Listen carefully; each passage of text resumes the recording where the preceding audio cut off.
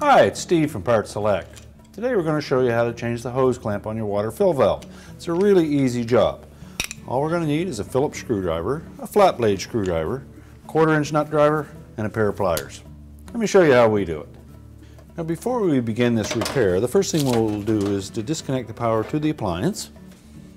And our first step will be to remove the end caps on the control panel.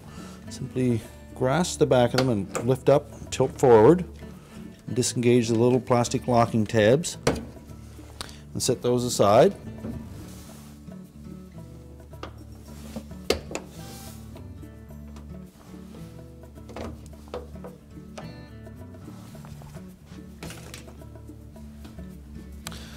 Now there's a Phillips head screw just at the front corner of that console. We need to remove both of those.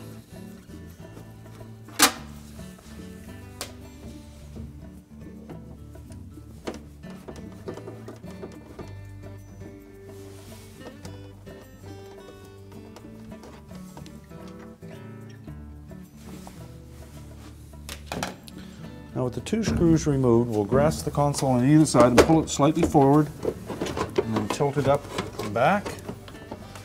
It will support itself. Next we'll disconnect the harness to the lid switch assembly. We'll lift up on the locking tab and pull the harness out. And we have two retaining clamps that hold the back to the main cabinet. With a flat blade screwdriver we'll go into the front opening, push down on that clamp, tilt it forward, and lift those retaining clamps out. Right.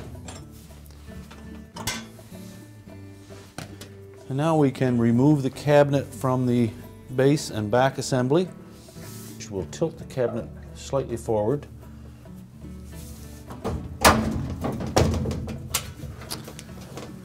Then we can wiggle it out from underneath the front edge.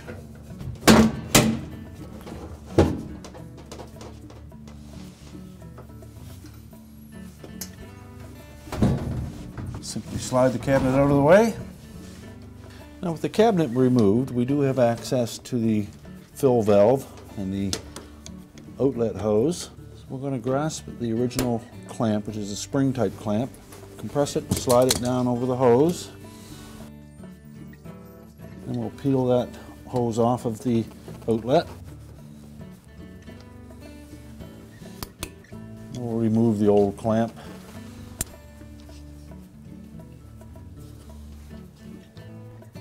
Reinstall the hose on the valve. Make sure it's seated firmly against the base of the valve body. Line up the clamp.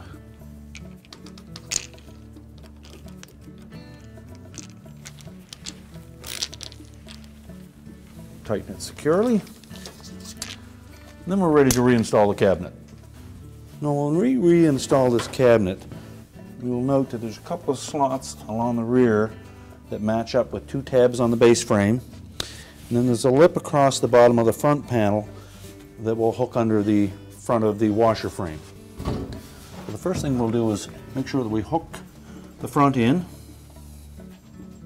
You can open the lid and see down through there so you know that you've got it properly engaged.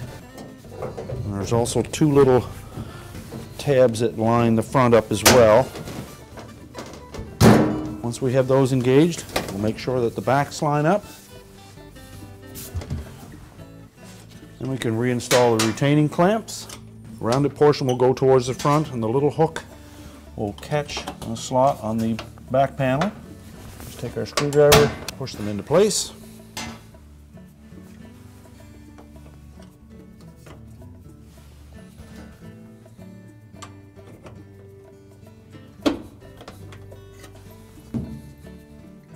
Reconnect the lid switch assembly. Make sure the locking tab engages. We'll rotate the console forward. And we're going to line up these two hooks on either side with two openings on either side in the cabinet. So those fit down into the main top. You can push it back, lock it into place.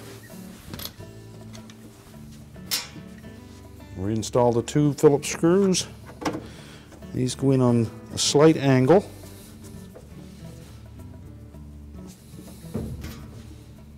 Now they go into a plastic socket, so we don't want to over tighten them and strip that plastic socket.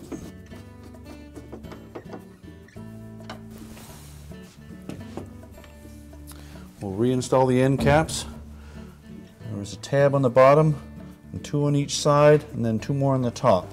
So we'll engage the bottom one first. Make sure the others line up. Snap it into place.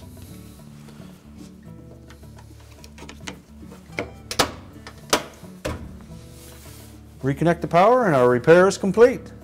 Told you it was an easy job. Thanks for watching and good luck with your repair.